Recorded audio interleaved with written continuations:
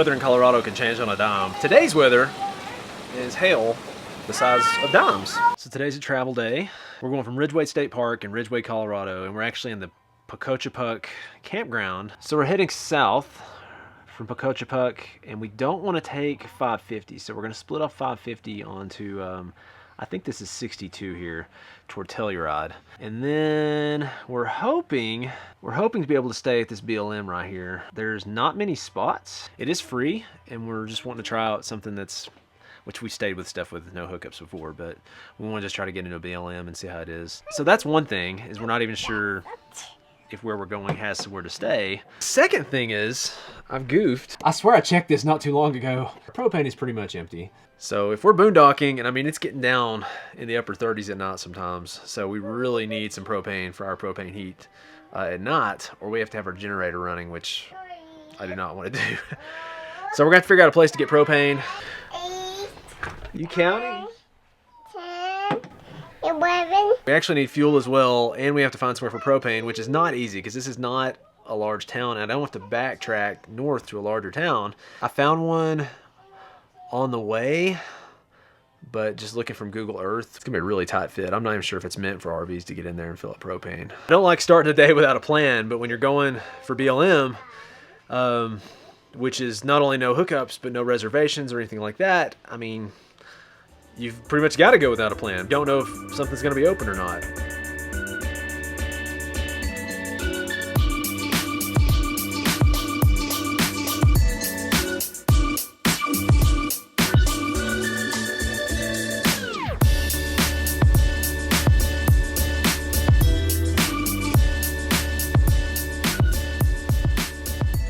That was every bit as bad as I expected it to be. It took about 45 minutes, had to move the RV around 2 or 3 times. And we still got to get fuel. I've got a little over half a tank. The place we're going is not that far, so we're just gonna go ahead and push through and go to the next place, and then I'll figure out fuel on the next stop, hopefully.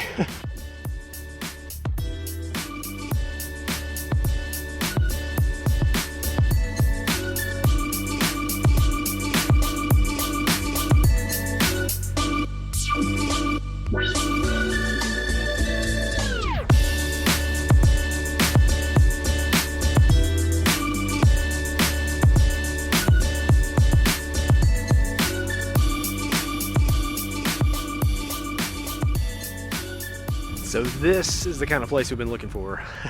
It's $0 a night, totally flat places to park. We got water streaming next to us. We're in this beautiful canyon. We've got Verizon 4G internet, which is a big deal for us for work.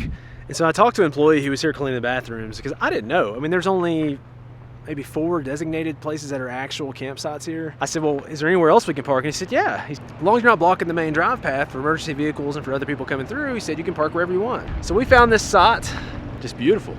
Let's get everything slid out.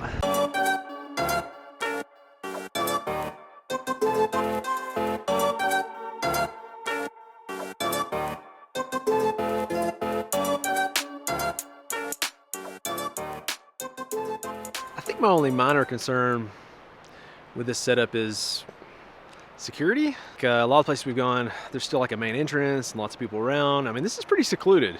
And there's some dude's jacket like steps away from our RV at one of these spots that's been kind of rummaged around for a tent spot. But I don't feel unsafe or anything. It's just a little different. I didn't know where you guys went. I was looking through the woods. We were down by the water.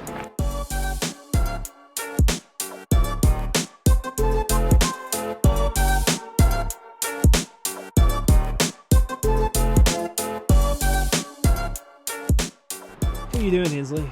Trying to rock. Yeah, drawing the rock. They'll know we've been here.